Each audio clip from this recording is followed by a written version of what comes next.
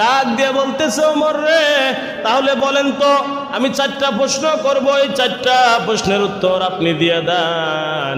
আপনি বলেন তো, একই মায় 1 নাম্বার যে প্রশ্ন, সে প্রশ্নটা হচ্ছে, একই মায়ের 2 সন্তান ছিল, একই মায়ের 2 সন্তান ছিল, 2 জন সন্তান একই মায়ের একই দিনে জন্মগ্রহণ করেছে, একই সময়ে জন্মগ্রহণ করেছে, একই বছরই জন্মগ্রহণ করেছে, আবার একই সময় একই বছরে একই তারিখে মৃত্যুবরণ করেছে।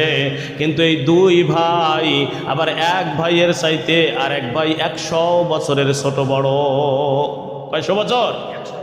100 বছরের ছোট বড়। আপনি বলেন তো সেগুলো কি এবং কেমন? কোরআন দিয়ে হাদিস দিয়ে আমাকে সঠিকভাবে উত্তর দিতে হবে। 2 নাম্বার প্রশ্ন হচ্ছে, এই পৃথিবীর কোন জায়গায় জীবনে একবার সূর্যের আলো পড়েছে? সে জায়গাটা কোন জায়গা?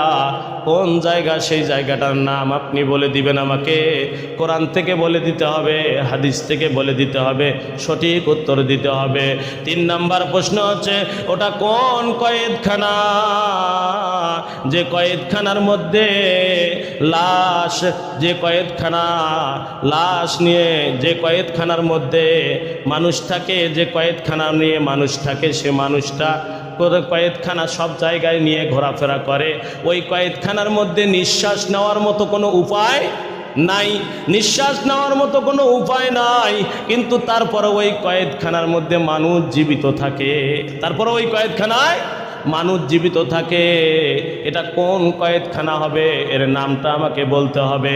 4 নাম্বার প্রশ্ন আছে, এটা কোন কবর? যে কবরের বাসিন্দা জীবিত, কবর জীবিত এবং সব জায়গার মধ্যে কবর ওই মানুষকে নিয়ে বেড়ায়। এটা কোন কবর, কোন জায়গা হবে? একটু যদি আপনি আমাকে এই 4টা প্রশ্নের উত্তর দেন, তাহলে এই 4টা প্রশ্নের উত্তর শুনলেই আমি ইসলাম গ্রহণ করব। বলেন আল্লাহু আকবার।